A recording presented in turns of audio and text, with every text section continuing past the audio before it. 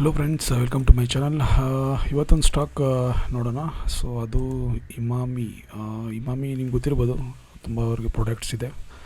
Like products ನೋಡಬೇಕಂದ್ರೆ ಇಲ್ಲಿ ನೋಡಿ, ಇಮಾಮಿ ಕಂಪ್ನಿಯ ಹಲವಾರು ಪ್ರಾಡಕ್ಟ್ಸ್ ಇದೆ. ಬೋರೋ ಪ್ಲಸ್, ನವರತ್ನ, ಝಂಡು ಮತ್ತು ಟರ್ಮಿಕೋಲ್, fast relief, menthol plus. So ಇದೆಲ್ಲ ಇಮಾಮಿ ಪ್ರಾಡಕ್ಟ್ಸ್ FMCG ಸೆಕ್ಟ್ರಲ್ಲಿ ಬರುತ್ತೆ. ಸೊ ಇಮಾಮಿ ಕಂಪ್ನಿ ರೀಸೆಂಟಾಗಿ ನೋಡುವಾಗ ಟೆಕ್ನಿಕಲ್ ಆಗಿ ನೋಡುವಾಗ ಹೆಚ್ಚು ಕಮ್ಮಿ ಇದು ಒಂದು 8 ವರ್ಷದ ಬ್ರೇಕೌಟ್ ಕೊಟ್ಟಿದೆ. ಸೊ ಮಲ್ಟಿ ಲೇಯರ್ ಬ್ರೇಕೌಟ್ ಇಲ್ಲಿ ನೋಡಿ. ಸೊ ಆವಾಗ 2015ರಲ್ಲಿ ಇದು ಐ ಥಿಂಕ್ 680 ರೇಂಜಲ್ಲಿತ್ತು. 2015 ನಂತರ ಆಮೇಲೆ ನೋಡಿದ್ರೆ 2018ಕ್ಕೆ ಆ ಲೆವೆಲ್ ಬಂದಿದೆ 680.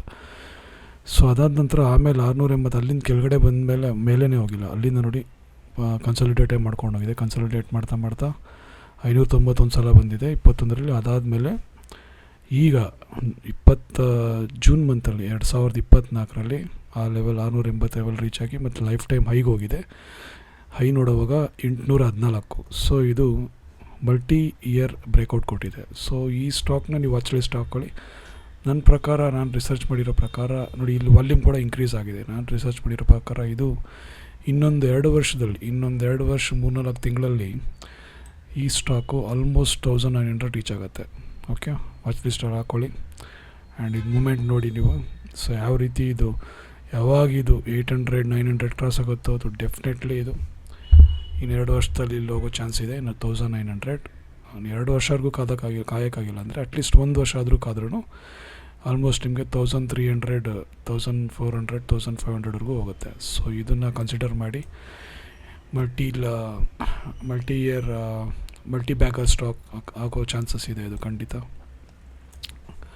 ಮಲ್ಟಿ ಇಯರ್ ಬ್ರೇಕೌಟ್ ಕೊಡ್ತಾ ಇದೆ. ಓಕೆ, ಸೊ ಈ ಸ್ಟಾಕ್ ಟೆಕ್ನಿಕಲ್ ಆಗಿ ಈ ಥರ ಇದೆ. ಅಂದರೆ ಫಂಡಮೆಂಟಲ್ ನೋಡೋಣ. ಫಂಡಮೆಂಟಲ್ ನೋಡುವಾಗ ಇದು ಒಂದು 34,900 ಕೋಟಿ ಕಂಪ್ನಿ ಆಗಿದೆ.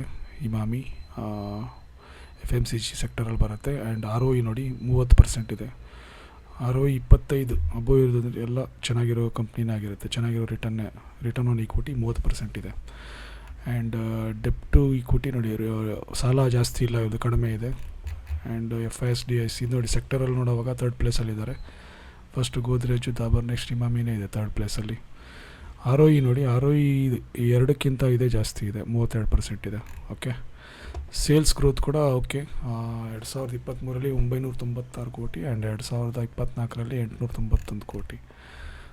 ಪ್ರಾಫಿಟಲ್ಲಿ ನೋಡುವಾಗ 3578 ಮಾರ್ಚಲ್ಲಿ, 3400 2023ರಲ್ಲಿ, 3528 2024ರಲ್ಲಿ. Okay, so compounded sales growth 8% ಇದೆ.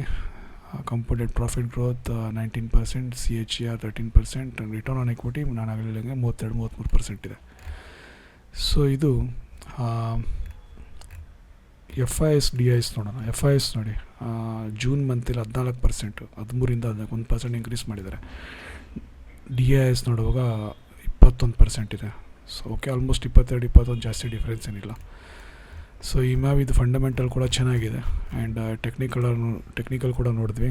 ಸೊ ಇದು ಬ್ರೇಕೌಟಲ್ಲಿ ಆಲ್ಮೋಸ್ಟ್ 8 ವರ್ಷ ಆದಮೇಲೆ 680 ಕ್ರಾಸ್ ಮಾಡಿ 814 ಅಂದರೆ ಆಲ್ಮೋಸ್ಟ್ 200 ರೂಪಾಯಿ ಮೇಲೆ ಹೋಗಿದೆ ಎಷ್ಟು ವರ್ಷ ಆದಮೇಲೆ. ಈ ಕೂಡ ಬ್ರೇಕ್ ಮಾಡಿ 814 ಹೋಗಿದೆ. ಸೊ ನನ್ನ ಪ್ರಕಾರ ಇದು ಇನ್ನೂ ಮೇಲೆ ಹೋಗೋ ಚಾನ್ಸ್ ಖಂಡಿತ ಇದೆ. ಒಂದು ಮಲ್ಟಿ ಬ್ಯಾಗರ್ ಹಾಕುವಂಥ ಸ್ಟಾಕ್ ಲಕ್ಷಣಗಳು ಇದರೆಲ್ಲ ಕಾಣಿಸ್ತಾ ಇದೆ.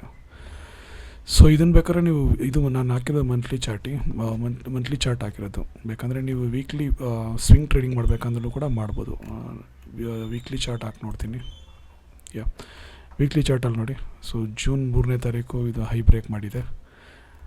ಆ್ಯಂಡ್ ಆನಂತರ ಕಂಟಿನ್ಯೂಸ್ ಕನ್ಸಾಲಿಡೇಟ್ ಮಾಡ್ತಾ ಇದೆ. ಆಮೇಲೆ 800 ಪ್ಲಸ್ ಹೋಗಿದೆ. ಸೊ ಪೊಸಿಷನಲ್ ಕಾಲ್ ಅಥವಾ ವೀಕ್ಲಿ ಸ್ವಿಂಗ್ ಟ್ರೇಡಿಂಗ್ಗೋಸ್ಕರ ಕೂಡ ನೀವು ಇದನ್ನು ಬೈ ಮಾಡಿ 15 ದಿನ, 20 ದಿನ ಅಥವಾ 1 ವಾರ ಕೂಡ ನಿಮಗೆ ನಿಮ್ಮ ಹಾಕಿರೋ ಅಮೌಂಟ್ಗಿಂತ ಪ್ರಾಫಿಟ್ ಬಂದರೆ ನೀವು ಎಕ್ಸಿಟ್ ಆಗ್ಬಿಡ್ಬೋದು. ಸೊ ವಾಲ್ಯೂಮ್ ನೋಡಿ ಆ ಥರ ಇನ್ಕ್ರೀಸ್ ಆಗಿದೆ.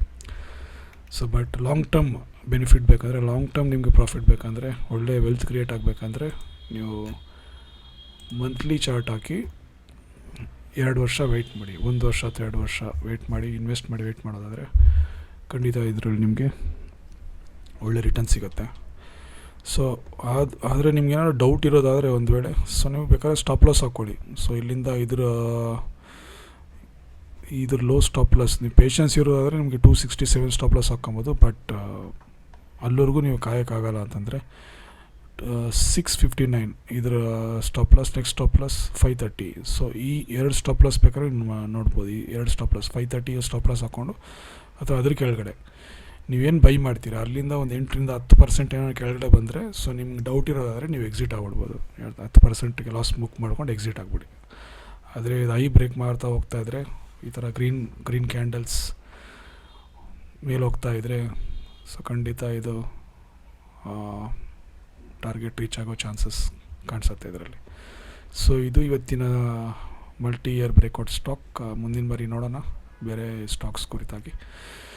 So thank you so much. Bye.